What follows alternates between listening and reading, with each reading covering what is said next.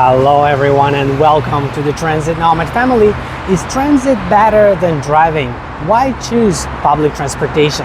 Before we get started, I'd like to let you know that as an active traveler and business owner with experience, I might be able to assist you with trip planning, life coaching, and business consulting, with all the details available at buymeacoffee.com/transitnomad, or through the link in the video description below.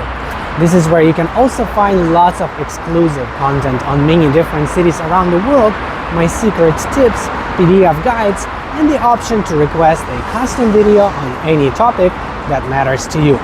With that being said, let's begin discussing our topic today. And the short answer is it depends. It depends on the city you're in and the area where you live and work within that city. Sometimes transit is definitely better than driving, and sometimes driving is definitely better than using public transportation.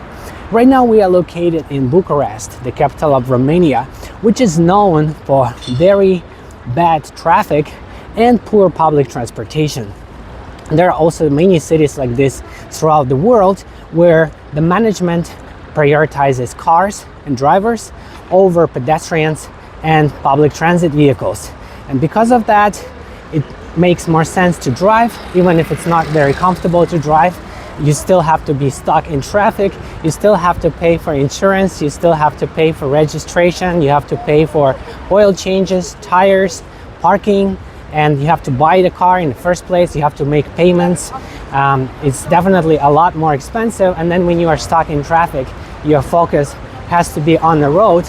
You can't be as productive, you can't do as much stuff as you can do when you are riding a bus or a tram or a train. Assuming you have a seat and it's a comfortable ride, you can actually read a book, you can get some work done, you can work on your laptop, you can work on your phone, you can do texting, you can learn something new.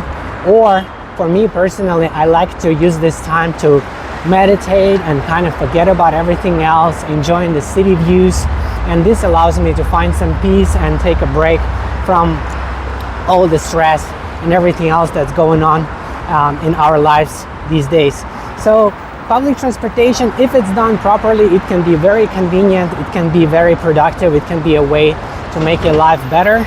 But if it's done the way it's done here in Bucharest, it can be very stressful and very inconvenient, and it makes you want to buy a car. So it all depends on the location where you live. Generally speaking, in big cities like Bucharest, also a lot of other big cities with millions of residents, it's impossible to have enough space for all the people who want to drive, because cars occupy a lot of space, and they require space for parking in different places, which occupies even more space. And also they take up a lot more space on the road than buses, trams, or other public transportation vehicles. So it is not possible to have a good city, a big city, with everybody driving in that city. A good city has to offer alternatives so that people have other ways of getting around. This includes using bicycles, using scooters, using trolley buses, trams, metro, subway, any kind of rapid public transportation, and also walking. So if you look at the cities that rank really well in terms of comfortable life and happy life, they usually offer a lot of alternatives for people on how to get around. And oftentimes when people have a lot of options, they don't need to buy a car, they don't need to drive. Even if you are a millionaire and you can afford 100 cars or 10 cars, you don't need to buy them, or you don't need to use them, because you have access to comfortable, convenient public transportation. And if it's done properly, it can actually be faster than driving. Oftentimes when I was in Switzerland or Austria or other countries in Europe and Asia, I found myself noticing that my trams or my bus was going faster than the cars, and cars would have to wait at the red light while the tram's light is always green, or almost always green. This is called transit signal priority. So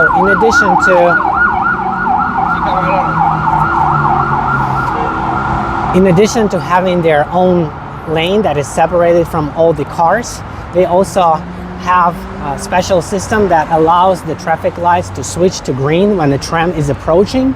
And this way, trams do not need to wait for cars, because if you think about it, trams transport hundreds of people, where a car, it usually transports 1, 2, maximum 3 or 4 people. So cars should not have to wait for trams. Actually, trams should not have to wait for cars. Cars should wait for trams. And this will basically utilize all the city space a lot more efficiently and make cities better for everyone. Not only better for the environment, but also better for people, because there will be a lot more spaces for things like stores, for squares, parks, fountains, and different kind of shops and fitness centers, whatever it is. Lots of cool public spaces can be created instead of the parking lots or just these wide roads that are uncomfortable to cross and uncomfortable to walk along because they are so loud and so noisy, and so many cars keep driving. And also when you're driving, it's stressful. I am a driver too. I have a car. I live in California, and it's not very enjoyable. You always have to pay attention to what's going on, especially in heavy traffic. There are a lot of drivers that are aggressive, and it's hard to think about other things. Even when I try to listen to like some music or listen to a book in my car, it's not possible to fully focus on that, because my main focus has to be on the road. And same thing when you are using public transportation. If it's done badly and you don't have a seat and you have to share your space with so many people around you, then it's harder to be productive or do something else. But cities that provide good public transportation, they use longer transit vehicles, articulated buses, and longer trams with very high frequencies, so you don't have to wait for too long to board the tram. And once you board, you have a seat, and then you can relax and do what you need to do, whether it's working or listening to something or communicating with someone, hopefully texting, not talking, because that would be annoying for others. But you get the point. If public transportation is done right, it can be better than driving. And if it's done wrong, driving can be better, but also driving would not be comfortable because of all the other people who are driving. And basically, it's impossible to make it work in a big city for everyone to have the ability to drive, because there simply isn't enough space. Basically, the whole city would have to be covered with a huge road, and of course there wouldn't be space for buildings or things like that.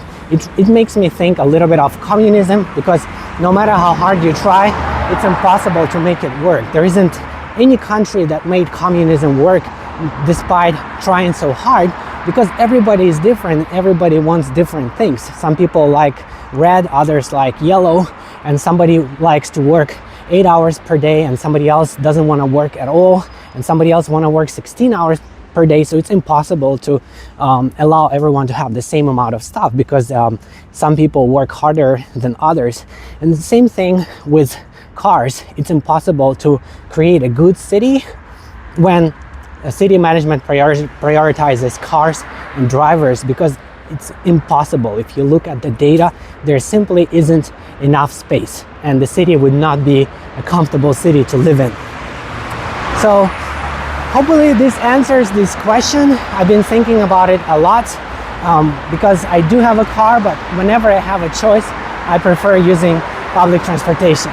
With that being said, I'll be staying here in Bucharest for a couple of weeks, and at the end of my trip, I'll be recording my final verdict video comparing Bucharest with other cities to help you decide if you should visit, while also saving you lots of time and money with practical tips on how to get the most out of your trip.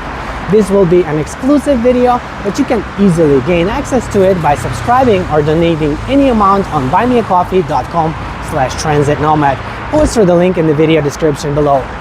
Thank you everyone for watching, commenting, liking, and subscribing. I'll see you in the next one. Bye-bye.